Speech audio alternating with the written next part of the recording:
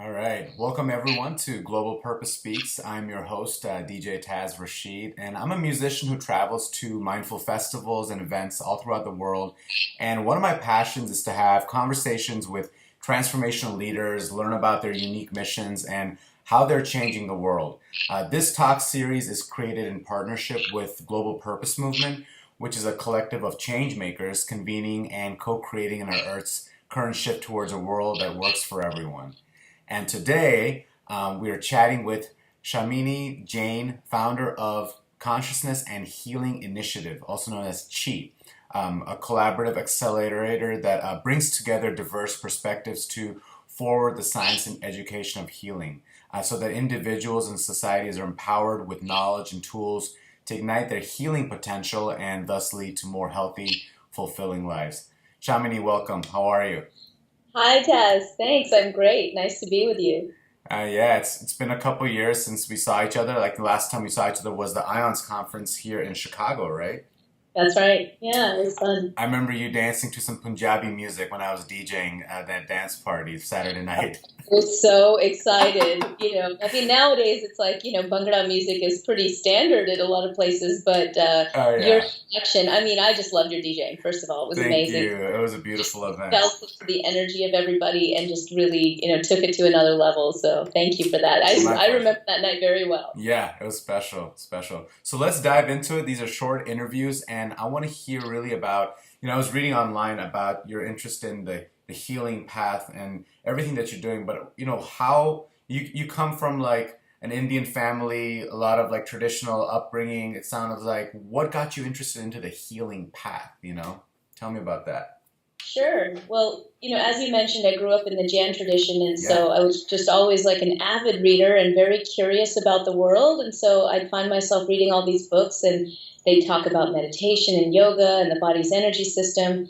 And I always had kind of a scientific mind as well. So I was really interested and like deepening my understanding of it from a scientific perspective and learned a lot in growing up here in the US. I grew up in South Carolina and then I did my undergraduate in New York at Columbia University, and the Western scientific approach is very different from the way things are described in the Eastern texts. So trying to marry those systems and understand what was being talked about in the sacred texts that I was reading from a scientific point of view was challenging for sure. Like you, I'm also a musician, I'm a singer, and so I've always been really connected with sound and vibration since I can remember. nice. Um, so that was really the first central thread, of my interest in healing, I would say, is sound. And so that brought about this fascination and interest in studying first music and sound and, thinking about that from the neuroscience of Yeah. music and things like that, which, is possible and wasn't so controversial to do. But how I got interested in healing was really when I had my first Reiki session. Wow. And when was That's that? really where it started for me because I was in Santa Cruz at the time. I'd Yeah. finished my undergraduate. I was doing some research at Stanford University, doing some cognitive neuroscience research. And I was taking some classes, post undergrad just for fun. What year? Um, What year are we in right now? Geez, I don't know. It was sometime in the mid 90s. Oh wow. Okay. It was a while ago. And, just to give you a frame of reference, Yeah. and I've talked about this before, at Columbia, I went there in the early 90s. They were saying there was no plasticity in the brain beyond age 7. Okay, because that was Wow. based on whatever they knew at the time, and just it did not resonate with me. And from a scientific point of view, my thought was, well, we don't have that much data, so how do you know that for a fact? Hmm. And then just from an intuitive standpoint, understanding how the body and mind work together, and how plastic everything actually is in Yeah. terms of our experience, it didn't quite make sense at the time. So I found myself interested in cognitive neuroscience, but feeling that it was quite limited at the time. Because really at that time, too, they were really interested in like, what part of the brain lights up when I do this? And I thought, oh, geez, there's so much more than that. So anyway, I was in Santa Cruz, living there, taking some classes, physics of music, voice lessons, organic chemistry, just trying to decide on my next moves in terms of my academic training. And I had my first Reiki session. And it was such a literally palpable experience for me where I could notice, not only energy flowing through my body, but how it was related to my thoughts and my emotions. And I thought, okay, now this is vibration. that is really palpable. And so if one is interested in studying vibration, and particularly interested in studying how vibration, can affect the healing of a person, this is a fantastic model to Yeah. study. So that's where my scientific mind Wow. was just observing all of these changes within me and thinking, wow, this needs to be looked at. What's going on? You were like the experiment. You were like, oh my gosh, this is perfect. I need to study this more. Exactly. I was observing the Yeah. process as best as I could, being in it at the same time, but really observing and thinking, wow, why isn't anybody looking at this? This is fantastic. And so Cool. that's really what jump started my interest in the science of healing. And then through that, I became acquainted with an incredible teacher. Her name is Reverend Rosalind Bruyere. And she's known by many in the healing world as the grandmother of healing, you can say. She, was really sort of born with the gift of healing, and began developing it in her 20s. And she has her own story about this. You should actually interview her. She's amazing. Um, in my interactions with her, which were first based in the science, we were doing some studies with her at University of Arizona when I was there. I became more deeply, deeply interested in the practice as well. And so I've been studying with her for a number of years. And so learning about healing from an embodied point of view, from a student's point of view, and, a budding healing practitioner, as well as a scientist. Well, what, from like, so what was your journey from like that, say, first Reiki session that you had and you experienced that like viscerally, like in your body, you're like, oh my gosh, this is cool, to the point where you were inspired to start Chi, Consciousness and Healing Initiative? Like, what inspired you to start that organization? You are the director, correct, of the... Yes, so I'm the founding director for the collaborative. That's Okay. correct. I'd love to share with you this story because I think it will resonate with a lot of people listening who are doing similar things in the collaborative space. Yeah. So as I mentioned, this experience with having a Reiki session jump-started my scientific interest in the area. And that's really where it began for me. So I began doing studies, as a graduate student in the area, and then postgraduate work as well. So I did a study, for example, looking at hands-on healing and its effects for cancer-related fatigue and cortisol variability. That study is published in the journal Cancer. We did systematic reviews as well. So really digging into the science. And through that process, both in the academic world, I should mention I'm an assistant professor at UC San Diego in psychiatry. I've been at UC San Diego for a long time. I did my graduate work there. I did my postdoc at UCLA. So throughout that process, I met so many amazing scientists, who were a lot like me. We were very interested in this frontier area, which most of our colleagues thought was basically nonsense, or at the very least just too controversial to get into, right? And so they were basically doing these studies, as best as they could. It was near to impossible to get funding for these studies. I was able to get some NIH funding for the study that I did. Not a lot, but a little. So I got to meet with these other scientists, and I learned about their struggles with even publishing the data, when they did do the studies. And I thought, wow, this is really amazing because we're on the verge of something really deep here that could transform the way that we look at healthcare, the way we look at ourselves, the way we even approach science. Oh, yeah. And there are these blocks that we have that, first of all, the ones that are doing the work are not well cohered together. They don't have community. Mm-hmm. And there are these wonderful organizations that are forwarding the science and practice of healing in different ways, but they're not connected. So the way that the Consciousness and Healing Initiative was started was literally through my sitting down and asking guidance what to do. Because I had done these studies, I had met with other people and organizations that were doing these studies. I had pulled together a number of different organizations, including the Institute of Noetic Sciences, the Chopra Foundation, Miraglow Foundation, to forward a transdisciplinary meeting on healing. We called it Biofield Science and Healing. And so throughout that process of getting to know these organizations and people, I sat down and asked guidance, and I said, just show me the path. I know what I'm meant to do. I know what my passion is. I know what I'm meant to do. I need to understand how best to do it. How can I best serve? Mm-hmm. And that's literally where the idea for the collaborative was born. And so it was really this co-creative process where then, we got together. I asked all the CEOs and, kind of leadership folks from those organizations to come together for a meeting to talk about the bigger picture. We're doing this great Biofield Science and Healing meeting. We published a special issue on Biofield Science and Healing from that. what else can we co-create together to really self-organize and forward this movement that we know is so important?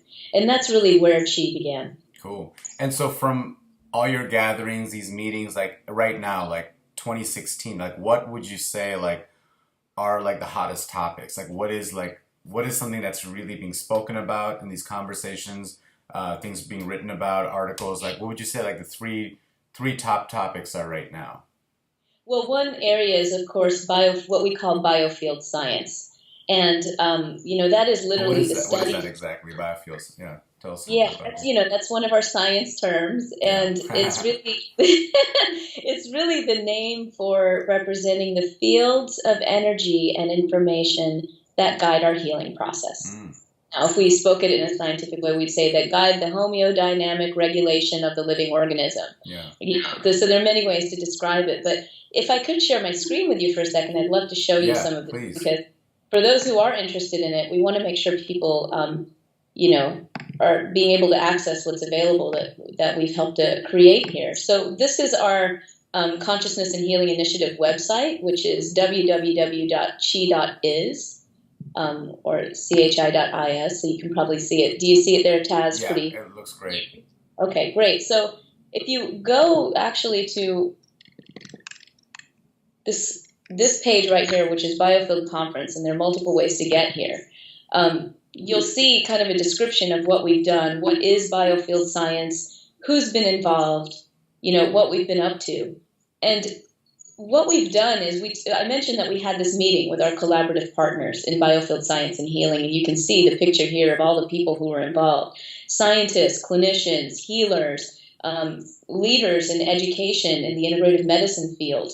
Lots of wonderful minds and hearts came together for this meeting, and we wanted to offer something to the general public, as a deliverable. And so what we did is we created, among the entire group, a special issue, which was a peer-reviewed special issue in biofield science and healing. So this is available freely through our website. People can simply just subscribe, for free as a free subscriber, and they'll get an email with links to the PDFs. And here's where we talk about what is biofield science. What do we mean by the study of energy and information? So there are papers on East Asian perspectives, like the Tibetan perspective, the Vedic perspective, on consciousness and its role in healing and how the biofield plays a role. There are physics perspectives. There are summaries of the studies that have been done. Like, where are the clinical studies, the ones that study Reiki and therapeutic touch and Mm-hmm. healing? Where are we at with that? What does the science actually say? What does it say? Even when we study cells and even potentially animals, what does the data say? And how do we incorporate this into the healthcare system? If these approaches are effective and they're really focused on augmenting the healing process in each of us, igniting our own potential, how do we really integrate that into the healthcare system? So all of those papers are here, for anyone who would like to access them. Great.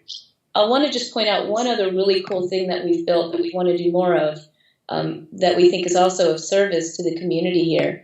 And if you go get informed and you go to the graphic, one of the things that we have to do is translate the evidence that's available. And so what you can see here is that we've built a dynamic, interactive infographic on the evidence base behind, in this case, non-touch healing therapies.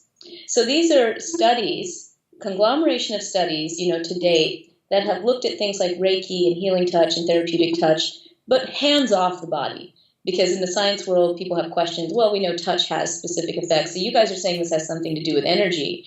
Can you take touch out of the picture, physical touch out of the picture? And do you still see these effects? So this graphic actually gives you a sense of, the systematic review that was done on all of these different studies. And you can actually kind of dig into the data so you can sort it by treatment types. Here you can see how many studies were done with therapeutic touch, healing touch, gong. You can look and see, well, how many of them had these, what we call mock groups or mimic groups where people pretended. There's a group where they basically pretend to do the therapy, but they're not really those therapists.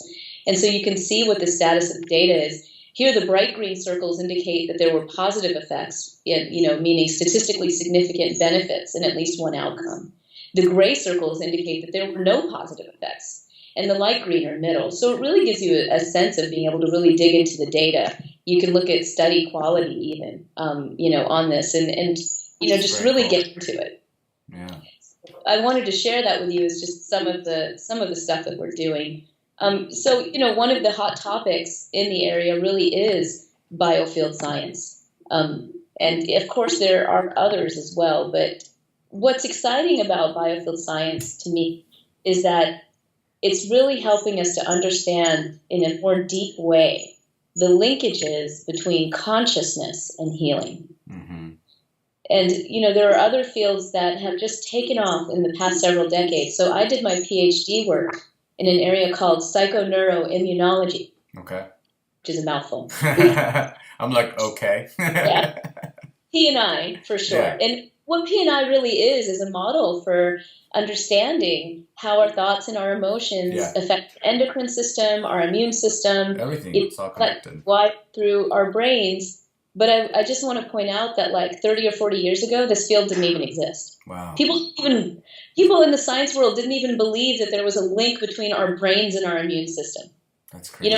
I was telling you, only 20 years ago, we thought the brain didn't change after age 7. So science is undergoing this really rapid transformation. Yeah.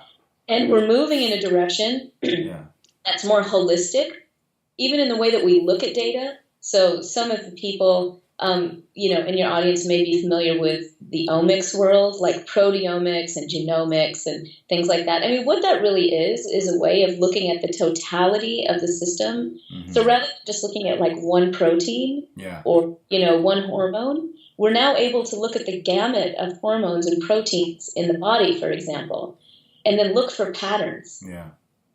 And looking at those patterns is a more holistic way of understanding how the body works. And when you link that with ancient systems of medicine, like Ayurveda and Chinese medicine, which people are doing, we're finally being able to, again, going back to bridging those systems of understanding, the ancient systems of understanding and the ancient medicines that were based on the understanding of consciousness. We're now able to take some of the Western empirical tools and apply them to those deep understandings. So in general, medicine is becoming more holistic in its view in terms of the science behind it. Yeah. There is a movement there. And of course, the integrative medicine movement has been part of that for decades. The fields of psychoneuroimmunology are helping us more deeply understand how our emotions in particular and our thoughts play a role in our health. And the missing link that's going to put all this together for us, that's going to really deepen our understanding of consciousness on the healing process, is the area of biofield science, and that's really what the Consciousness and Healing Initiative has been focused on a science. So how will this be integrated, do you think, into our medical industry? I mean, it'll obviously have to start with like undergrad school, and then, there will have to be, the subject will have to be introduced there, and then definitely medical school. So it's not like they're learning this once they're at the hospital. It's like this is ingrained in the doctors and the practitioners' full understanding, right? Like, so where do you see that happening? Yeah, well, I'll tell you, that's really, really exciting to witness too. So as I mentioned, I've been part of UC San Diego for a long time, and I'm part of the Center for Integrative Medicine there as well. And as part of my service, we have journal clubs where we, kind of get students together to talk about the state of the science behind integrative medicine, which is holistic medicine. And I have seen already, the transformations that are taking place with our community of young doctors. Wow.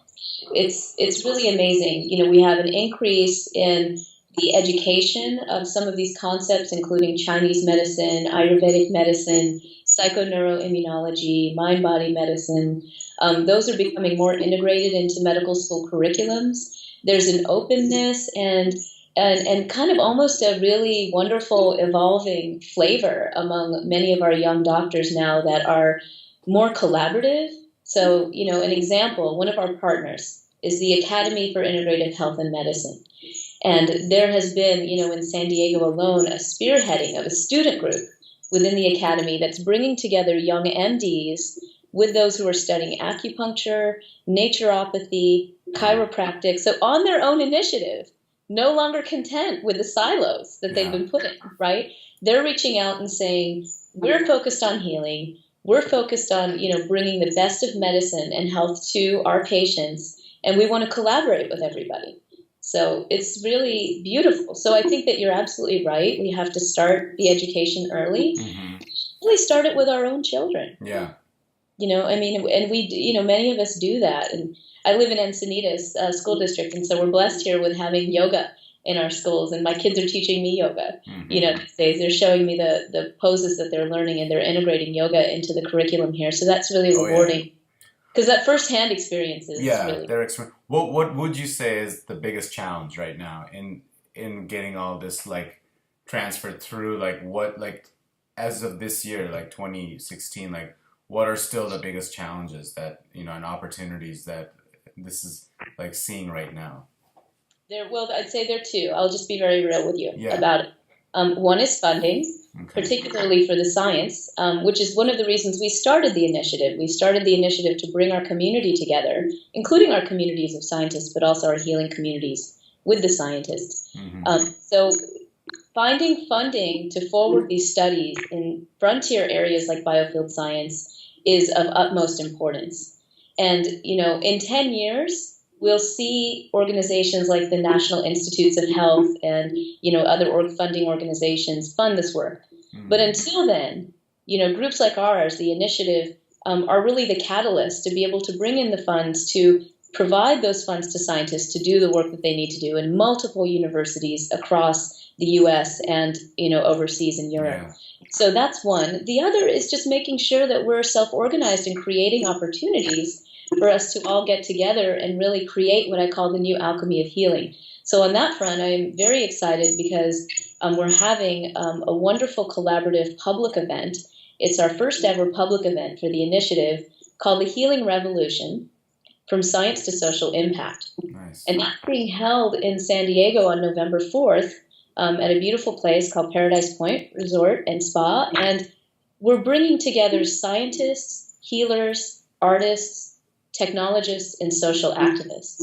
And so we have panels in each where we're going to share what we know about the science of healing, but we're also going to talk about how clinicians are using presence to facilitate transformation and the reduction of trauma. And so that's a very experiential panel that we're offering. Wow. We have a panel talking about how technologies are being used for healing, because that's a huge area that's going to be amazing for us.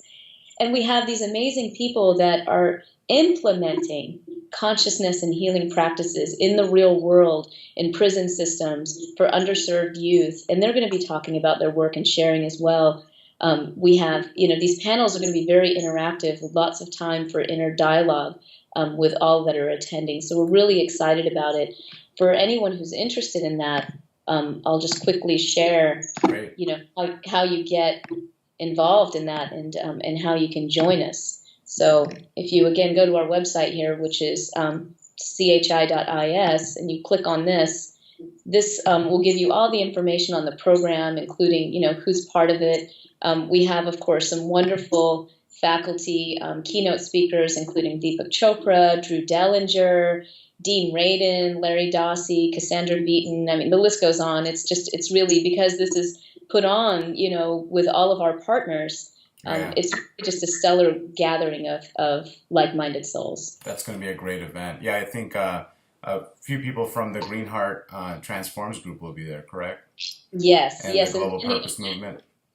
Emmanuel Kunselman will be leading the social impact panel, in fact, and Green Heart is a proud sponsor of the event, and we're so grateful to have them in our community. Wonderful, wonderful. Well, if I could be there, I would totally be there.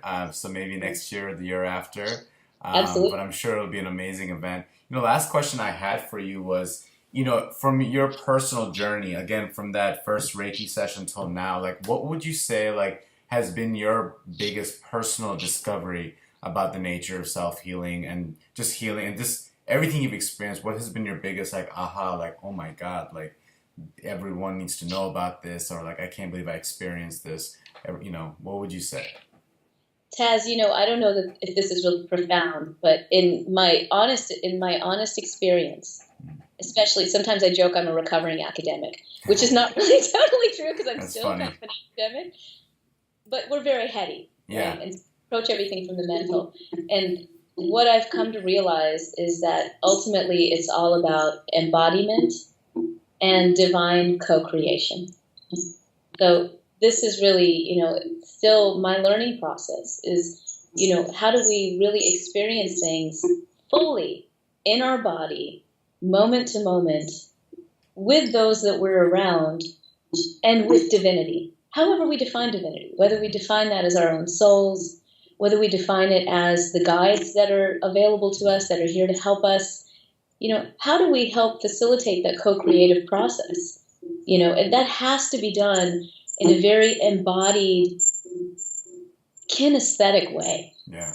And so I think that's been my biggest take home lately, with my own process. You got to feel it, right? You have to feel it. You have to really be there. You can't just be in the mental. Yeah, absolutely. No, I'm with you. Like, even like when I make my decisions, it's like, you check into with your body rather than make the decision from your head. It's like, how is this feeling right now? And I think we all inherently kind of have that built in. It's like a built-in feature, but we don't fully know, like the trusting the gut, or there's all these things you hear about, but it's like, how can that really be taught in education and to embody embodied feeling and decision making? So that's wonderful to hear. Very Yeah, it cool. really is. It's the heart of Vipassana. I mean, it's all there in our teachings. Yeah. We just have to go back to it, and it's easy to get distracted, by all of the wonderful mental influences that we have. Mm-hmm. There's a lot of it out there. So I know you showed us your website. Like, what would you say the best ways for people to stay in touch with you? Maybe a couple, give me social media things or anything like that. Yeah, absolutely. So, we have a very thriving and active Facebook page as well. So definitely connecting with us through our website is great. Signing up as a subscriber. So website is chi.is. Chi.is. So Chi it's dot is. www.chi.is. Okay. So instead of .com or .org, it's .is. Chi.is. Great. So sign up with us as a member and subscriber. We send really cool newsletters on the science and practice of healing and what cool events are going on with our community. So great way to keep in touch there. And on our Facebook page, which you can, kind of access through our website, we also post a lot of really great stuff. What's the name of the Facebook page? It's actually facebook.com/consciousness and healing. Let me see if I can bring it up here. Okay. Facebook. We can post that as well. Yeah, that would be great. Yeah, it's consciousness and healing. So if you can spell that properly, consciousness is not always the easiest word for everyone to spell. I'll show it to you really quick since I have it up here. It is right there. Wonderful. So, yeah. Cool. And yeah, you can see, you can see kind of some of the things that we post about. So the inspirational stuff too. We're serious about our collaborative of bringing in, artists and artistic flow to this process. It's absolutely important. So we love to post, art from artists as they share it with us. Yeah. Amazing. Well, thank you so much, Shamini, for joining us today, and wishing you all the best of success with your event coming up in just 2 weeks now. It looks like 2.5 weeks. So I'm sure it's going to be great, but enjoy, and I'm looking forward to hearing more about it when I see you in San Francisco the week after. So thanks, Taz. Thanks. It's been a pleasure, and I'm looking forward to seeing you. Absolutely. So thank you, everyone, for joining another episode of Global Purpose Speaks. I'm your host, DJ Taz Rashid, and this talk series is created in partnership with Global Purpose Movement, which is a collective of change makers convening and co-creating in the globe's current shift towards a world that's working for everyone. And you can join the conversation at globalpurposemovement.com. And we'll see you next time. Thank you, everyone.